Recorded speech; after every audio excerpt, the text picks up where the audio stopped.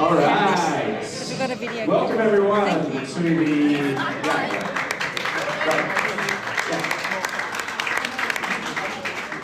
It's like landing a plane in a developing nation. Thank you, Lance. Thank you everyone for coming out. Big thanks to My Little Cup for hosting us tonight. Yeah. Thank you, My Little Cup. Very generously, last minute, let us invade their space. So thank you guys, much appreciated. This is the second debate that Barista Hustle is hosting this year. We ran one earlier this year in Melbourne. The topic of which was, what was the topic, Jim? There's 10,000. That's right. Yeah, there's 10,000 open barista jobs in Australia on job-seeking websites. Is this a good sign for the industry or is it a bad sign for the industry? And I believe that bad sign won overwhelmingly. So this evening we have a new topic, as you all may know, and the topic tonight is it better to drink coffee at a cafe or at home? And we have two teams that are going to be arguing their sides, and we're going to be taking a show of hands before and after, roughly counting to see if we've got some changing of opinions, to see if people are changing their minds or if they're in solidarity with one of these two teams. So on your left, we have team home. Lance Hedrick, Sarah Yao, Jem Challender. I'll be introducing them a little bit more as they come up to speak. And on your right, we have Team Café.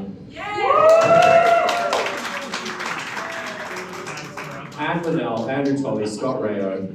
And I think it's going to be a really interesting time. Now remember, we are making these people argue points on each side. That doesn't mean that it's all of their opinion. They are arguing one side of a complex thing. Don't troll them on social media for displaying certain opinions tonight because we kind of forced them to sit on one side of a debate. So it's pretty low key. We're just here to hear some lovely opinions, have a nice time.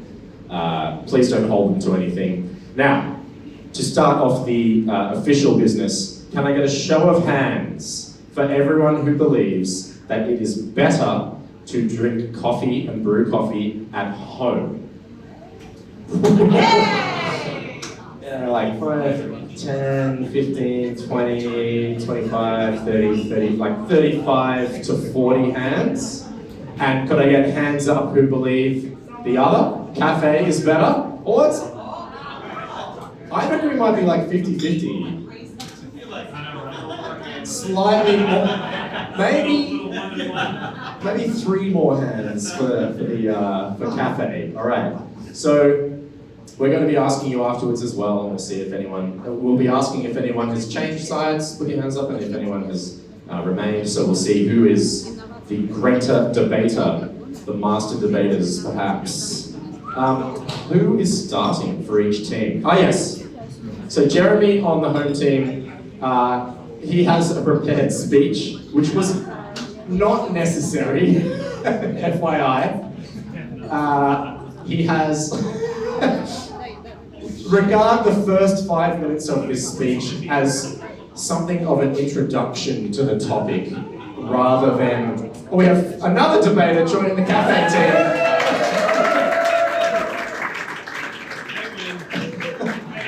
4-3. That is ridiculous, actually. So Jem has a speech.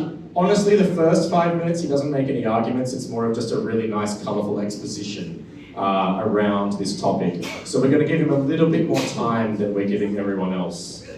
Just so that it's an exposition. It literally makes no argument. You can do your own exposition if you want to. So the floor is yours, Jem Challender, the Dean of Education at Barista Hustle and Class of 01 at Oxford College, Barrel in Moscow. The same high school he went to, did you know that? And little did he know in year 12 that his boss was in year 5. I think that was generous too, actually, to be honest. Okay, folks, they may have a team mascot, but do you know, the home team, we have all the cats and dogs and fish and everything on our side. You don't have those in cafes. Right, point one. Matt did say that there wasn't a point in my dress rehearsal for this speech until 8 minutes when he could tell what side I was on. But I have a feeling that you guys are going to be convinced by this opening. You ready? Now, can you remember the topic? It's better to make coffee at home than to drink it in a coffee shop. There is something that has been emerging in our industry for a while, and I think it could be a bigger threat to the barista trade than even the coffee capsule, and that certainly was heavy weather. And it's the rise of the super home barista. Where did they come from? The super home barista was born of the rich culture of sharing that has become a signature of the third wave coffee movement. I'm sure you'll all agree. And all the seeds of the third wave were sown in the 1990s. Now, apart from Nirvana and Michael Jordan, the 90s might look a little uninteresting to any Gen Zers in the room. But in case you didn't know, the food revolution started in the 90s. And coffee's unique contributions to the food revolution were, amongst many, the World Barista Championship, the Cup of Excellence competition, and the emerging trade of single estate coffee. Of all commodities, specialty coffee became the exemplar of best practice in celebrating provenance and traceability. But in the 1990s, even though they didn't produce music, you had DJs touring the world like medieval princes, and in an incredibly, strikingly similar way, you had mixologists being worshipped for simply their knowledge of their raw materials. And in this period, baristas started to enjoy their fair degree of hero worship too, because in no small part, the latte art was invented in the 1990s too. Thank you, David Schober. Now, as the food revolution advanced into the noughties and we started to have wine bars and cocktail bars and coffee shops and Michelin star restaurants popping up all over the place, what did the coffee industry do that none of those guys did? No craft beer did it, no wine did it, no chocolate makers, bean to bar, this and that. They never did it. We started to teach our customers how to make our product. We'd hold barista trainings in the basements of our cafes. Anyone remember? Probably still doing it. Could possibly be a bad idea. And within a few short years, the coffee industry had given away the keys to the farm entirely. We threw open the barn doors and all the horses bolted, and by 2015, I estimate, every customer of ours knew exactly how to make coffee, and they knew all our secrets. Now, the most egregious of all those industries I mentioned, parallel to ours, I think, is the wine industry. So for a couple of thousand years, practically anyone on the Mediterranean or Europe could have told you how to make wine. But during the same period I'm talking about, from the 90s, food revolution and onwards, sommeliers and winemakers were colluding in their cellars, trying to conceal their secrets from the public. Now, do you know how easy it is to make wine? You squish the grapes, you strain the grapes, you put them in a bottle, and you stick a lid on, and you come back and you consume. Now, such is the rich culture of inclusivity and sharing in the third wave that our industry has made the home the leading destination for coffee excellence. In 2025, home baristas are not just making outstanding coffee at home. This must be music to your ears. They're not just making outstanding coffee, they've become thought leaders on our subject.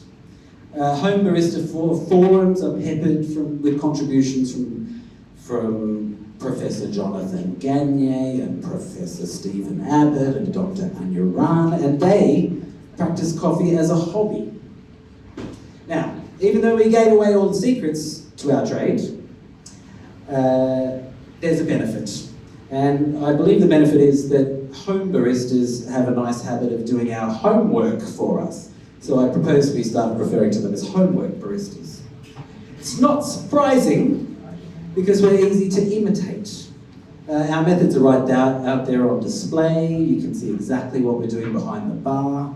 The trend for having like little secret curtains and making coffee away from out of sight from the public gaze disappeared, and everything was up there right in front.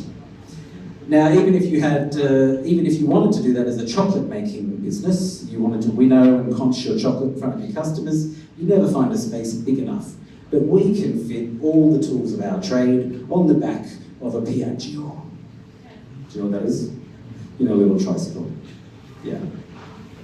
Now, professional baristas have not lost agency, don't despair. They haven't lost bargaining power.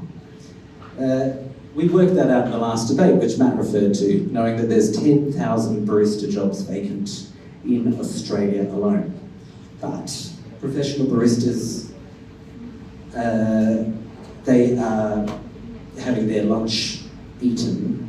Home baristas are eating their lunch, and cafe owners are, well, let me start again. Even as super home baristas are eating the lunch of professional baristas, there is one undeniable fact. Professional baristas are much cooler, clearly. They're much faster at making coffee. So somehow, as cafe culture has evolved into the 2020s, the public appetite for style, coolness, and overly cool people has been eroded by a much loftier pursuit of substance instead. Now, I want to introduce you to a bit of an interest of mine, which is solar car racing.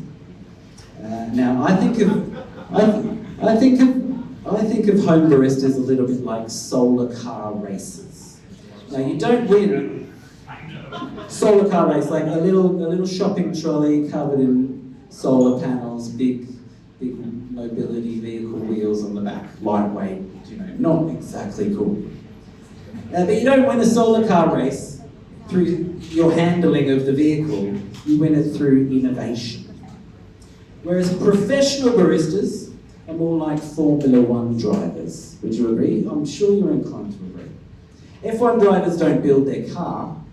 They don't gauge the brake performance or decide when it's time to change the tyres, but they know how to crush a racetrack.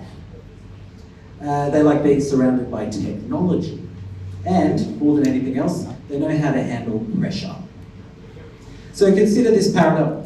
It's better to make coffee at home, or to be like a solar car racer, than it is to go to a cafe and go watch someone else drive an F1 car. Do you follow? Do you get a better atmosphere at home? No, well, let's see. Unfortunately, rudeness and obnoxiousness amongst baristas has been another signature of the third wave. Mainly because it was always apparent to us in the all the early third wavers could tell, clear as a bell, that the public needed us more than we needed them. Professional baristas also get prickly on the subject of home baristas. And to quote my teammate Lance here, from a recent YouTube video, never ask a professional barista if they've seen James Hofmann's latest video. He did say that. That was his advice. And it's true, because they get furious. But did you know, just in case you didn't know, the first ever Brewers Cup champion was a home barista, and he beat the Hoff. In fact, he was the Irish home barista made of Chemex. Competition coffee has become so competitive that it's rare to find any national champion who's been working behind the bar for 6 months either side of a winning routine. I think you could define most of our past world barista champions as home baristas themselves. So even the world's finest coffee is being found behind closed doors. Now, a couple of closing arguments. This is the point at which Matt thought I started making arguments. Is it cheaper to make coffee at home? Now, let's work out how much it costs to make a world-class WBC winning espresso. Let's say you pick up a Peterson Geisha and it's $300 a kilo and you dose, let's say, 16 grams. So you can make one of those for $4.80. $4.80. Now, what about something exceptional but a bit more economical? Such as, let's say, one of these, you pick up one of these bags from My Little Cup, which is retailing at 68 euros per kilo. So that's €1.02 for a double shot if you make it at home. Now, what if you bought a fancy espresso machine on top? Ones like this guy reviews all the time. Maybe one like this guy, at the price this guy used to sell them for.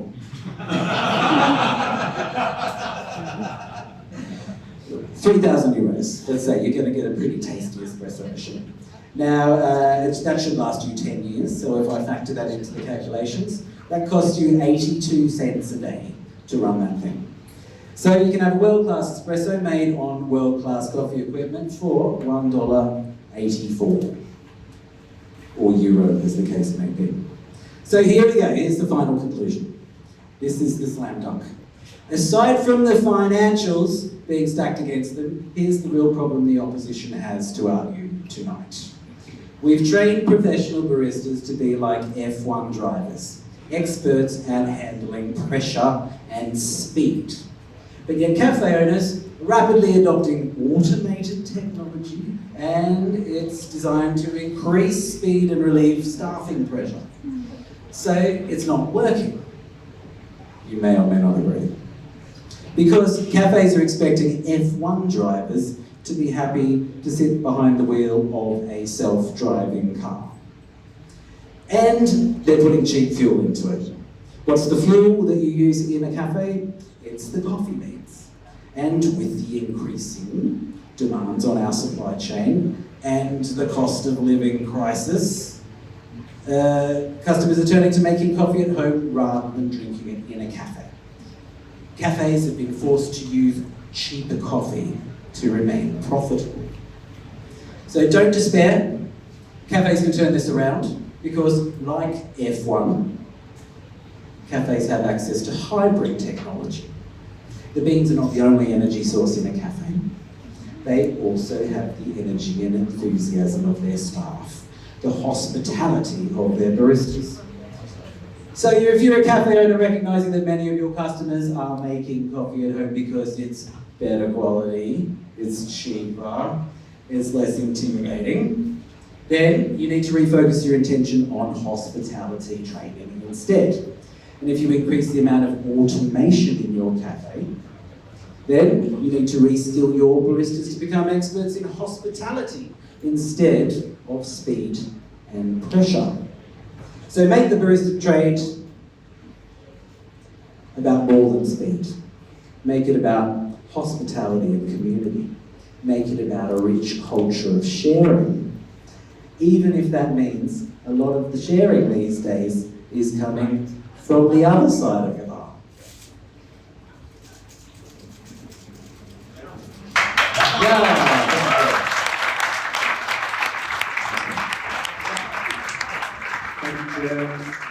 Thank you, Jem, for 8 minutes of exposition and 3 minutes of arguments.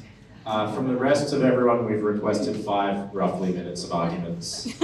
So we won't need a toilet break after each one. Andrew Tolley is the founder, chairman, and executive vice president of the SCA Run Club. Thank you for joining us this evening. Round of applause for Andy Tolley. It's a pleasure to be here. I think it'd be really nice if someone bought Jeremy a drink because he just spoke for 8 minutes. I'm not sure what he was talking about, but he's probably quite thirsty. And before my daughter ran off, she asked me why his story, his fictional children's story, doesn't come with pictures. And I said to her, look, this is no ordinary character. This is Jem Challender, JC, who is the Dean of Studies of Barista Hustle. He has hundreds of thousands of coffee professionals lapping up his words every single day across his channel. I said, so he's almost infallible, but the key word there is almost. He is not the Pope. He can make mistakes, and of course he's wrong in this situation. Wow. So, we're all here. I'm assuming we're all coffee professionals. We're all in a cafe, which is ironic.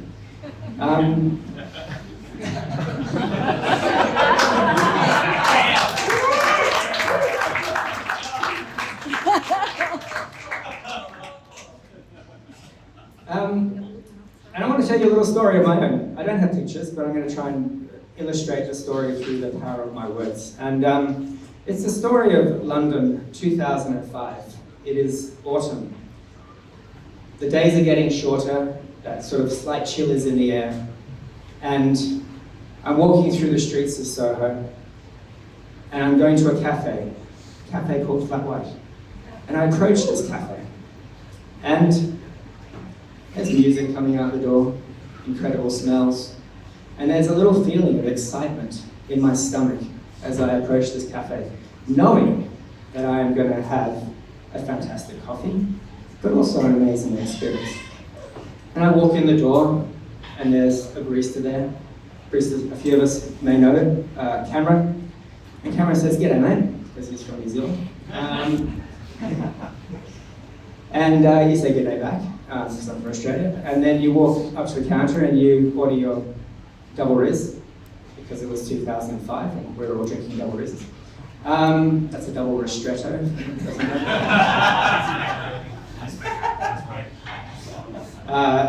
That's not the main part of my story, okay, but double Riz were good back in 2005.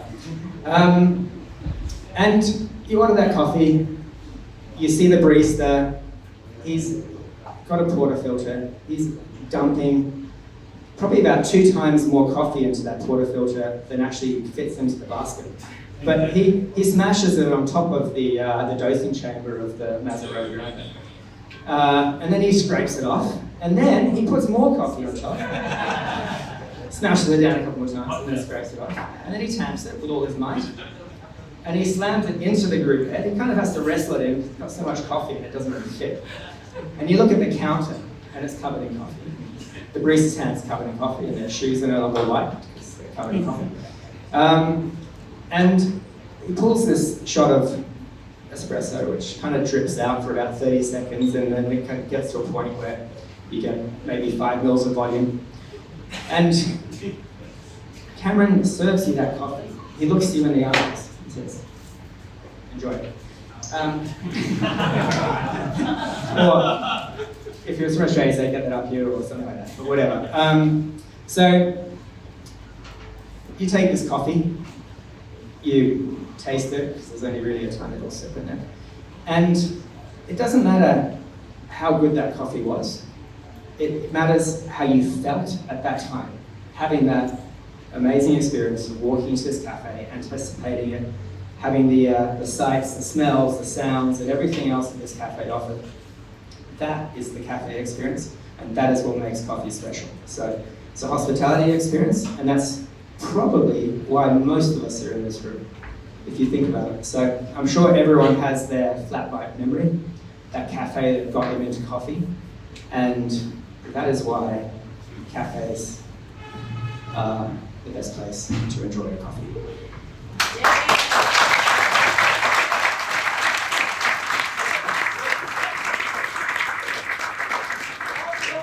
Nice work. Well done, thank you. Next up, we have Sierra Yo, the 2022 UK Brewers Cup champion and soon to be Swiss Brewers Cup champion. Yes. Hi guys. Arguing on the side of home. Thanks, Sierra. Alrighty. Okay, Andrew, love your points. Especially that love your point, just singular point. Especially the bit about hospitality, love it. Fast forward, 10 years. It's now 2020, the pandemic's hit. Fast forward a couple more years, 2022, 2023. Who has had to scan a QR code to order coffee? Guys, someone's not following COVID protocols if that's the case. All right. Is that true hospitality? Is that true welcoming and experience? And I think that's kind of what's been lost for me personally from like a specialty barista perspective. That's happening more and more often. We're outsourcing the hospitality experience to machinery, to automation, to QR codes. And that for me is kind of what landed me in this camp where I was like, man, I just feel more comfortable at home. Next question, who has a Netflix account? Who has been to the cinema in the last 6 months? Hold that thought. Right. Dial it back. Who has used the Netflix tandem, like watching in tandem with your bestie across the world function? Anybody? You can't do that, by the way. Yeah. Who shares a Netflix account with their family? Okay, there you go. Overall, more and more people are enjoying the private experience of being able to watch whatever you want, whenever you want, naked if you want. Who's to say that doesn't happen for coffee? You can do it from the comfort of your own home, from your own bed. Fortunately or unfortunately, I do also have the caveat of living with my husband, who is also the World Brewers Cup champion, so I really didn't have any other camp to land in apart from this one, but I absolutely love making the coffee that I love from home, in the comfort of my own home. I love that we are decentralizing and individualizing what good coffee means to people. Who has watched the Lance Hedrick video? Who has learned how to make coffee from a Lance Hedrick video? And this is my third and final point. Information is so much more accessible now to everyone on how to make good coffee. Equipment, we're getting there. We're making it more accessible here and there. Espresso machines are maybe the little bit of a weaker point, but filter coffee, everyone can make and buy a good filter coffee and bring it home and grind it to your own specifications, to your own taste preference. I've learned a thing or two from your videos, my friend. Yeah, so that's my final point today. There is so much freedom and creativity and inspiration to be had when you get to brew coffee at home. Also, people. No, not a fan. Thank you very much. People, yeah. Thank you, Sierra. I had the privilege of staying with Sierra and Matt in Zurich a couple of days ago, and they did make me delicious coffee in their home, and clothing was optional. It was. Lance has also been to our house. Yeah. Clothing also optional. And it was delicious. Thank you. Yeah. Thank you. I appreciate that. Who's next on the team of El Café? And Lunell, the hands for Anne, maybe the greatest pancake chef in Sweden. Oh. Yes. And founder of Coffee or something. And your arguments, please. Well, I kind of want to dwell on this kind of boiling water nudity thing. I don't know if it's a good match. Nudity, boiling water. Yeah. Well, I've seen your tiny apron.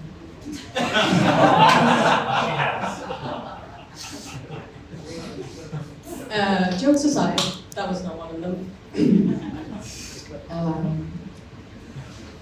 I used to have a coffee shop. Used to. Yep. Well, the thing is, it was pretty magical in many ways. There's been babies made. Not our child. There's been people hooking up, getting married, getting divorced probably. We hosted funerals, kind of wedding parties, but not by choice, from either side.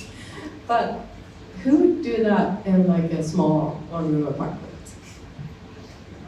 It's the community, it's the love, it's the reason why we're all here, you know?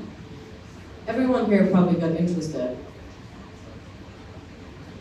in coffee from going to a coffee shop or potentially watching a YouTube video by someone. But I think most people have like their most memorable experience in a shop, served by sweet people, just enhance the experience.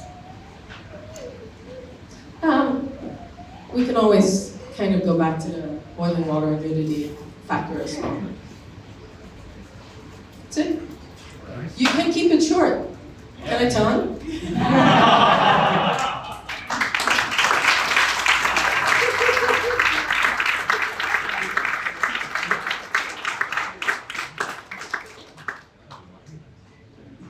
Thanks, Lance. Thank you, Anne. Short and sweet, just like you. Next up, we have Lance Hedrick, who is the most grateful US diaspora currently living in Portugal, amongst other things. Thank you, Lance, for being here tonight. Thank you. All right. He said 5 minutes in Lance time, that's a little bit more, so. All right, so I did not come prepared, and then everyone else, like, we had a freaking novel that was given to begin with. So I wrote a little something just now, so maybe I wasn't paying much attention for rebuttal's sake, but we're not Alex O'Connor up in here, we're just debating for funsies. All right, so imagine, it's 2025, 20 years after this old guy, and instead of walking to a cafe, we're walking to our kitchen. We have the sun shining through the window. We've woken up, we've had a nice morning. We didn't even have our alarm clocks out because we just woke up naturally. We feel rejuvenated. You walk over, you have the machine with its smart plug already heated up, ready to go. You've dialed in yesterday, and you know if it's a little bit off, it's still gonna taste good. You grind up the coffee, you put it in the machine, you pull out some coffee. Comes out within a few seconds of what you wanted. It's a good day. You take that sip as you're sitting on your front porch and you just breathe in the fresh air, ready for your day. You didn't have to go out, spend 12 times as much money on your coffee, and it was all good. You pet your dog at your ankle, and you kiss your kids on the way to your job, or whatever you do. You didn't have a snarky barista potentially giving you a nose up. That's something we forget about. Whereas community and hospitality is important, how many of us have had a snarky barista? And if you don't raise your hand, I know you're lying. So raise your hand if you've had a snarky barista. I see a lot of non-raised hands, and I know you're dang liars. Okay, or you just you don't pick up on social cues. Okay, which is, I mean, we're coffee people. If you're hyper-focused on coffee, you might not be picking up on social cues. I'm just saying, I don't, so it's okay. So anyway, we have. I get that argument. I get the community argument. It's a good argument, but that's making the assumption that the other side doesn't also have a community.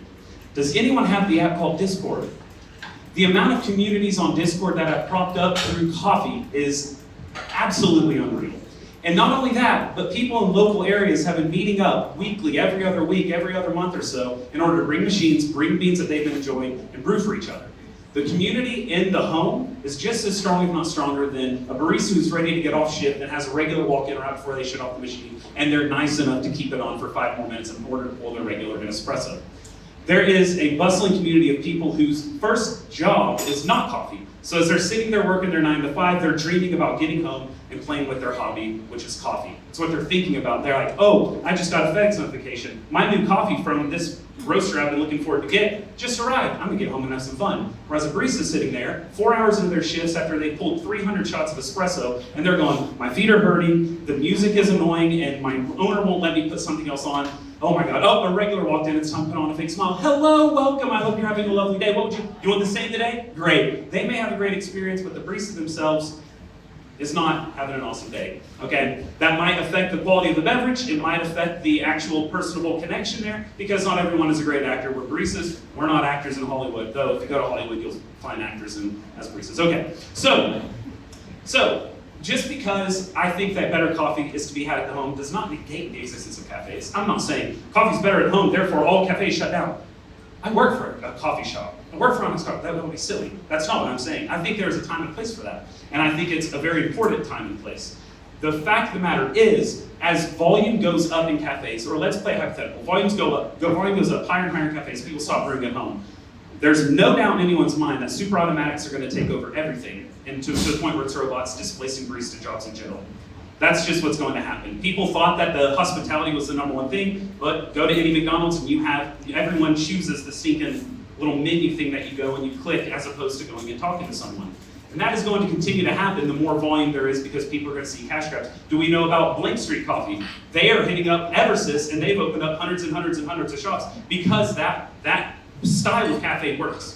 Okay, so it's not a whether or not one should go out of existence and one should stay in. That's not the argument here. The argument is cafes are very valid. I love cafes. I love visiting them. Do I go there for a good coffee? No. Do I go there to have an insane hospitality experience? Absolutely not, because I very often don't get them, even when I'm being recognized, which not to sound like a douche, but that does happen and I still don't have great experiences. So, maybe they hate me, but they do ask selfies, they just aren't very personal to people. Okay, so when you're at the home though, you have the capability of doing these things on your own time. Now, just to give you some, I'm a matter of fact person, I don't want to sit here with flowery language and trying to paint some sort of picture and walk you through history. The fact of the matter is this, when you go to a cafe, they're working with commercial grinders. As Birdman, I'm going to tell you, there's not a commercial grinder out there that is good. They all suck. I'm not just saying that, they all suck. They do. The only decent grinders are home grinders right now. Commercial grinders suck. They do. It's a very sad thing. There's only one, I won't name it, so I'm not going to give free advertising to a company, but there's only one that's like decent, it's way overpriced and over-engineered, okay? And I'm not just saying that. You're getting so very often trash coffee out of these machines. Okay, I say trash, that's overstated. If you use a crux grinder, you're gonna get worse coffee at home. Okay, I'm not saying all home grinders are better. But people have this assumption that commercial grinders were the optimal type of grinder to get. Oh, it's commercial, it can handle commercial environments, it must be the best. That's just not true. It's not. Maybe if you have a roller mill, as Perger has been preaching for years, but no cafe has a roller mill, it's $500,000. So, not only is the equipment not necessarily the best for it, but they are working in a situation where they're trying to optimize workflow to give everyone as consistent of an experience as possible. Now, me, and maybe I'm only speaking for myself, which would be fine. I know John shares similar sentiments to this, but I stopped liking espresso a long time ago because I despise flat 9-bar shots. And I found that out only later. That was the thing that was holding me back. When you have a flat 9-bar shot, which all of these commercial machines, unless you use a decent as a commercial machine, or if you have some sort of lever machine with a descending pressure profile, if you have a constantly increasing flow rate going through that puck, you are going to get astringency more time than not. And that's why we have so many issues with sour espressos, is because people are using really light roast, they don't want astringency, and they settle for sour. And then people say, well, it's an equipment issue, their grinder's not good enough. Their grinder's fine, you just can't go 1 to 2 with a flat 9-bar shot and not have the stringency if you extract it well. So you're either getting a sour shot, or you're getting a mouthful of chalk. Neither one of those are great. So people either suck it up, they take a sour shot, add some water, or they're like, well, I had a specialty coffee experience, now what do I do? Okay, so now that's out of the way. So because people are working for quick, they're working for speed, they're working for volume, they're doing everything to keep it in a specific range. Now, every single person in here has different tastes. Now, some may be closer than others, but everyone has a different taste. Some people, you may walk to a shop, the way they're pulling it, perfect for your taste. If I walk in there, I don't enjoy it at all. In fact, I've not ordered an espresso unless someone was like really wanting me to make an espresso. In so many years, I can't remember the last time I've ordered one because unless I'm suited. But, shout out to Andrew. But He's a decent, does some weird stuff for me. Anyway, that's a little side note. But if I say it's a flat 9-bar machine, I'm just not ordering espresso because I know I'm not going to enjoy it. So, when you're at home, you have the capability of making something that is more suited to your palate. Maybe you like something that's more like ristretto. Well, if you go to a shop that pulls 1 to 3 because they want to hit a 22% extraction, because they're very well read on Scott Rayo and hitting the highest extraction possible without astringency, well, that's what you're going to get. You may hate that. You may go, no, I want more volatile aromatics, and we know that the good ones leave at about 90% as far as the concentration of them go. We know that. So even though it doesn't have astringency, the nice subtle nuance is completely shot. So you're like, oh crap, what do I do now? Well, you go home and you do it yourself, right? Well, you're sitting there and you're like, oh my God, I really like the Olange that was popularized again by my man on the opposing side, Scott Rayo, which no shop does other than I think Coleman Coffee up in England. No one does a 1 to 5 shot. But if you want to have that, you're not going to get it in a cafe. If you tell them to pull it, you're going to have the worst shot ever because they're not going to change grind size. They're just going to eat a nasty 1 to 5 normally dialed in shot. It's going to be disgusting. But you know what you can do? You can go home, you can make it for yourself. You go to a shop and they have a normal blend on every day and they only have 1 espresso grinder because the fact of the matter is espresso grinders are expensive and a lot of people just run as 1 espresso. But you want to try that new, really cool, anaerobically processed Costa Rican Las Lajas coffee. Oh no, sorry, we just had this blend because it costs €4 a pound and that's what we can have for our blender. Okay, so the espresso is the same as yesterday's today? Yeah, it is. Oh, scheisse. Now, of course, there are cafes that are doing more cool things. There are cafes like my Little Cup shout out that are doing multiple coffees to give you multiple options, and that's awesome. That is not at all the norm. I've been to, no joke, thousands of cafes around the world, and that is such a small percentage, it's unbelievable. Now, there is a way to encapsulate that kind of home experience in a cafe, but I don't think it would work in the majority of cities around the world. I've only seen it functionally happen in one place. That's in Paris, a place called Substance, where he is dialing in everything differently and has a huge menu. But the fact of the matter is with that, he can't rely on volume. He has to rely on stupidly high ticket sales. So he has to bring you in, you have to be willing to spend 50, 60 euros in order for it to make sense, for him to sit there and perfectly craft every single coffee in different ways that he's dialed in. The fact of the matter is, every other shop in the world is relying on tickets. Not ticket price, but the amount of tickets that come through. So in order to enjoy a coffee, sure, you can talk about the ambiance, but the reality is, for a cafe to still be here, in 2025, it has to have volume. You're going to go in, you might find a seat, that barista's behind trying to do 4 orders at once. You're not going to get much time a day. It's not like 2005 where you're going to go in there and 1 of 7 people because that's still not a big thing. And you can sit there one-on-one with the barista. No, we're in a time where you're walking in, you're like, oh my God, there's 14 strollers and 6 dogs in here. Where do I go to sit my espresso? Oh, sorry, we put it to-go cup because it's so busy, you're going to have to go outside. Paper cup. I was served 2 geishas from a coffee shop once in paper cups. What is this? Paper cups. I spent like $27 on 2 pours. Paper cups, come on. And so that's the thing is, and I can't blame the barista. They're doing what they can do in order to move people through the line because that is their job. So if we're talking about experience of the cup, there's no argument. It is going to be better if you have the, we're talking in potential years, right? I could pull a better shot on the DeLonghi Stilosa, which is $99, and on a hand grinder, a K0 hand grinder, or K6 hand grinder, which is $99. I could pull a better shot of that than genuinely. There's probably only 2 shots I've ever been served at a cafe better than what I could pull on that setup. Genuinely. That's $200. Okay? That is not a knock against baristas. It's not against anything else. There's no solenoid valve in that, so I can do declining pressures and I can play around with temperature because it's single boiler, no PID. So you can have fun with cheap equipment. There's not some massive barrier in order to enter to get something delicious. And the other thing is, you have, and this is why I've been going on these small portafilter rants if anyone follows, shops are trying to cut costs, and a lot of them do 16, 17, 18 gram doses, which is a teeny tiny little thin puck. And you're getting just really weird extractions with that. You get high extractions, but it ain't gonna taste very good. And so whenever you can get deeper pucks, this is why the triple Rizzies were so big, or the double triple Rizzies, so you have them big old fat pucks. Yeah, sometimes they were printing the screen, but the goodness of them overcame that. And we're going back to it. We're bringing the double Rizzies back now. He's the one who texts me about it whenever I start posting it. Anyway, so when you're at the home, you have so many variables in your control to suit your palate. Yes, I understand that we're coffee professionals. I'm a coffee professional. I was a barista for many, many, many years. I still do barista shifts very often. I love being a barista. I love hospitality. But the fact of the matter is, in the modern climate, with rising rent costs, with rising goods costs, the fact of the matter is tickets are everything. You cannot survive unless you have multiple tickets throughout the day that are $6, $7, $8, $9 per ticket, or if you're doing a few tickets that are 80, 90, or 100 euros each, which just won't work in most cities in the world. Paris, sure. Maybe New York, maybe Melbourne. But the reality is that's not working everywhere else. So if that were the generalized situation, sure, cafe is great. But that's not reality. Reality is we're getting typically lower cost of coffees unless they can afford more espresso grinders to serve you something fun and different every time you come. We're working on machines where there's not much playing on it. Sure, you get a Slayer with the 2 flow rates, but that's not even that fun. You can, and I'm not, okay. It is what it is. All right.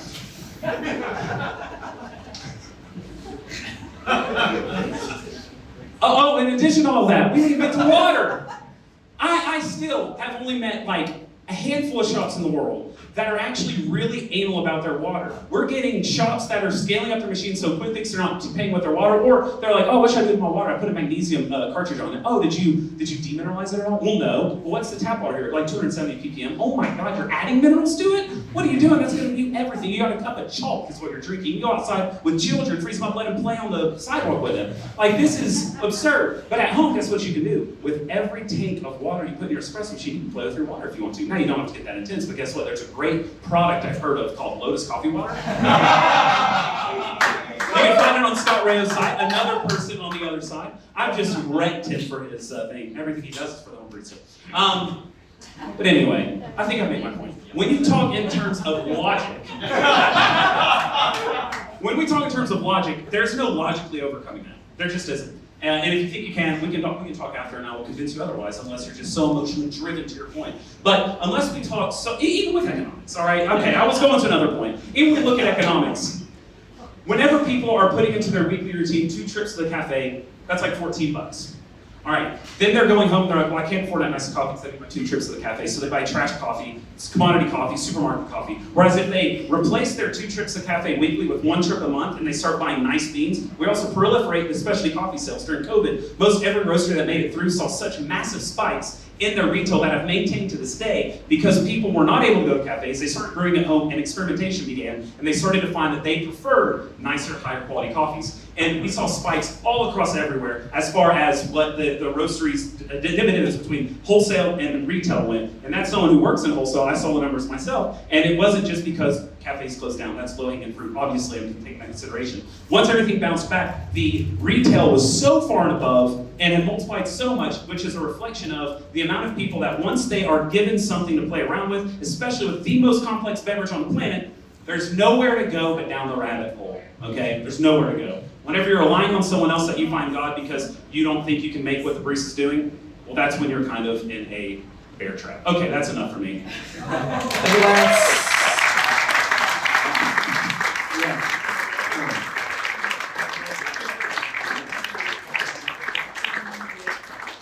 So if you guys could all, if everyone in the audience could just quickly click, there's a little cog icon at the top right, and then you click on playback speed, and you can actually just, I'm on YouTube. you can drag that back to 1, from 2 back to 1, and we'll be able to listen to Scott Rayo.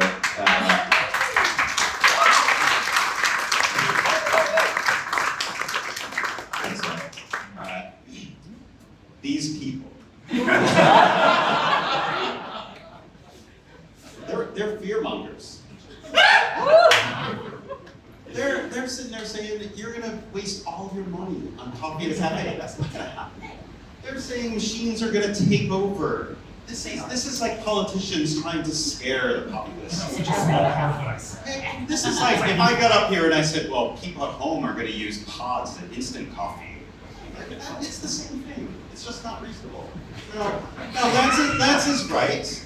Now, a room full of coffee professionals, he's right, he's preaching to the choir. Everyone in this room can make a really nice coffee at home, but not everybody wants to go down the rabbit hole. The thing is this, how many people think it's better to just drink alone at home?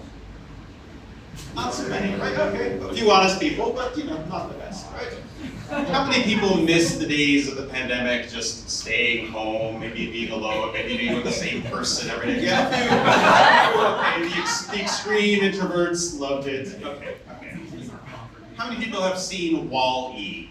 You guys seen Wall-E? So Wall-E is this Pixar movie where basically it's the future and everyone's kind of this pudgy creature sitting in a little pod. They never get out of their pod. They eat their meals in their pod. They sit looking at a screen all day. That's not the future I want. Right? How many people just love Zoom call after Zoom call after Zoom call? It fucking sucks. Now, in 1994, I opened my first cafe. And I opened a cafe because I love cafes. I love the atmosphere. I love the community. When I go to New York City, I stay somewhere that I can walk to suited because it's an amazing cafe. Back in the day when Matt worked at St. Tolley in South Melbourne, I loved going to St. Tolley. It was a blast. When Andrew, one of his branches of his cafe was in Midtown, New York, I used to stay near Midtown because the hospitality for the crew there was top-notch. It was awesome.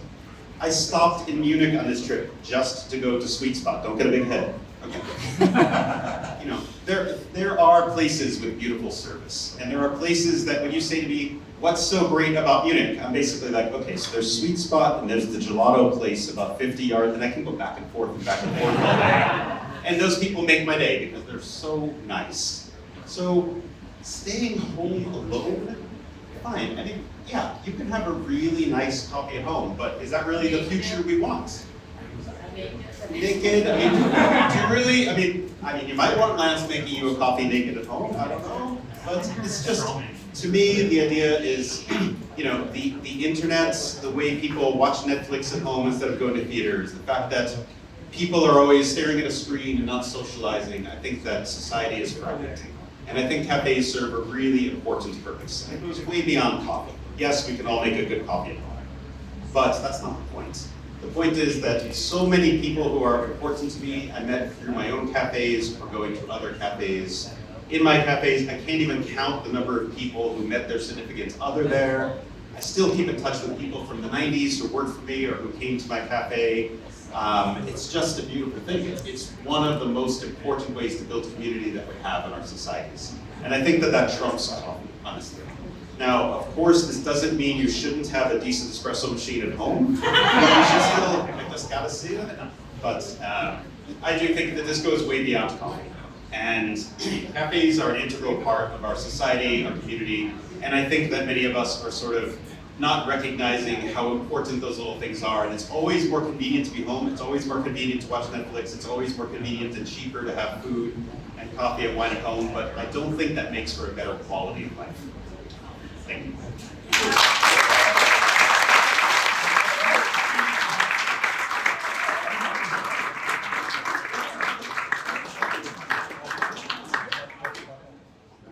Thank you, Scott. We were going to invite Nick Maybe up as a wild card, but Nick Maybe has disappeared. So, he's a traitor. We're allowed a rebuttal. Are you allowed a rebuttal? 27 minutes. Yeah, I think actually, Only 2 minutes. if any team deserves a rebuttal, it's Team Cafe. Yeah, all right. You guys get. I'm going to time it. 1 minute. Rebuttal by Lance.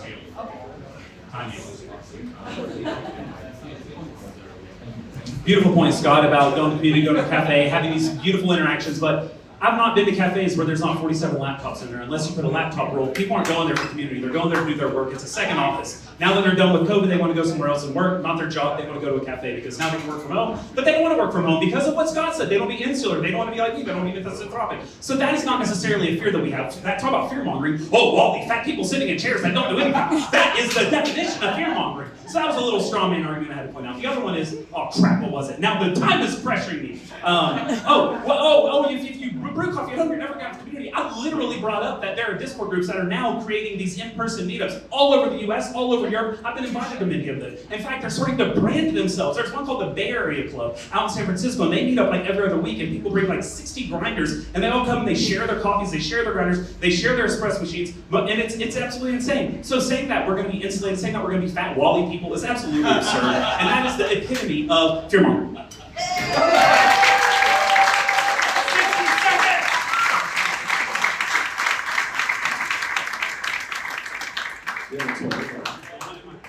Okay.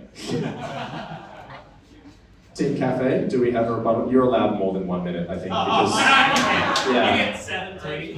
yeah. Are you each going to have a word, or are you going to? We can be generous with you, unlike them. Yeah. I'm not going to speak fast. I want you to understand every word I say.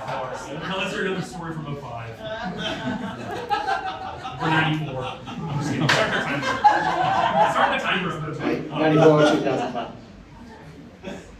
Who here would actually want to go to a Discord community? It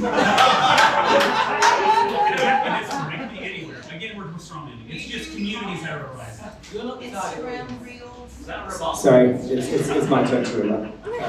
You're not speaking. Fair. Someone's nerd shaming. Lance, you had your time. Well, that was it.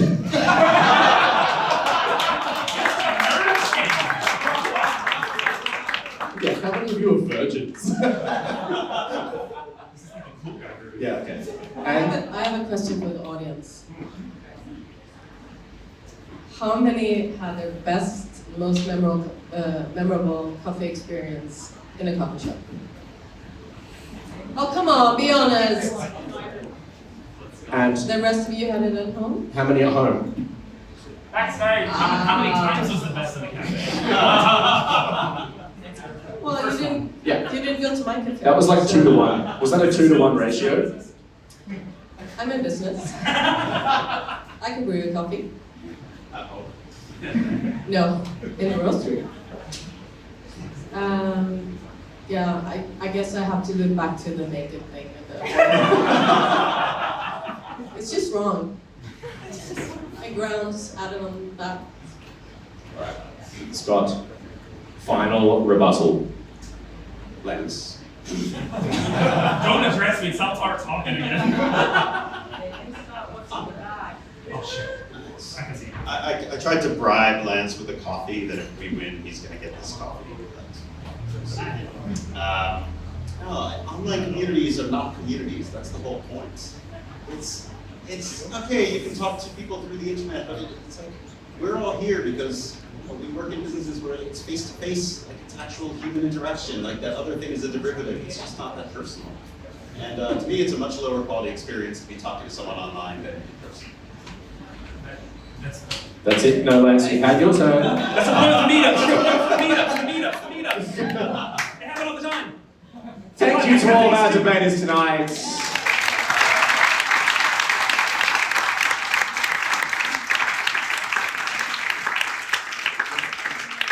We're here at the 2025 Barista Hustle debate at my little cup in Geneva with Lance Hedrick, Sierra Yao, Jem Challender, and Lunell, Andrew Tolley, Scott Rayo, and all of you all. Give us a round of applause. Thanks for coming, everyone. We're going to find out who won the debates. Now, how many people originally voted it's better at home and still have that opinion? Put your hands up. Now, anyone who has keep those hands up. Anyone who has changed their opinion to home throughout the debate, put your hands up. 2? Okay, we've gained 2. Yeah. How many people started the night thinking café was the team to vote for? And how many of you changed your minds towards café? Is that 1, 2, 3, 4, 5, 6, 7, 8? Wow, we've gained 8 for team café.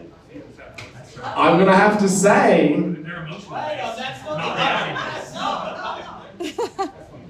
excuse me, that was the vote. Loudest cheer. Loudest cheer is an imperial measurement. We're using metric at this debate. And I'm going to call it for Team Café!